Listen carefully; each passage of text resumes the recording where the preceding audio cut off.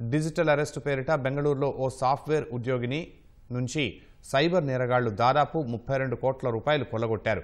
వ్యక్తిగత డిజిటల్ అరెస్టుకు సంబంధించి నమోదైన అతిపెద్ద సైబర్ మోసాల్లో ఇది ఒకటని పోలీసులు భావిస్తున్నారు. సిబిఐ అధికారులుగా నటిస్తూ సైబర్ మోసగాళ్లు బెంగళూరుకు చెందిన 57 ఏళ్ల సాఫ్ట్వేర్ ఇంజనీర్ ఉమారాణి నుంచి 32 కోట్ల రూపాయలు కాజేశారు.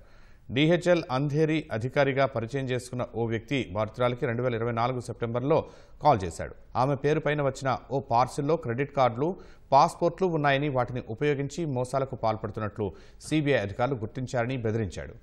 అనంతరం సిబిఐ అధికారులుగా నటిస్తున్న వ్యక్తులు ఆ మహిళకు వీడియో కాల్ చేసి నిర్దోషిత్వం నిరూపించుకోవాలని బెదిరించారు.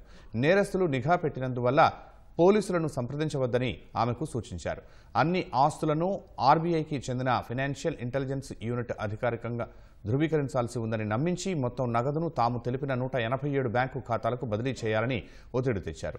ఆ విధంగా సైబర్ మోసగాళ్లు డిజిటల్ అరెస్టు పేరుతో బాధితురాల్ని బెదిరిస్తూ 6 నెలల వ్యవధిలో ఆమె నుంచి 32 కోట్లు బదిలీ చేయించుకున్నారు. అనంతరం నకిలీ క్లియరెన్స్ లెటర్ను కూడా జారీ చేసినట్లు బాధితురాలు పేర్కొన్నారు. ఫిబ్రవరిలో ఆ డబ్బును తిరిగిస్తామని చెప్పిన అధికారులు ఎన్నిసార్లు అడిగినా నగదును తిరిగి పంపకపోవడంతో విసిగిపోయిన బాధితురాలు నవంబర్ 14న పోలీసులను ఆశ్రయించింది.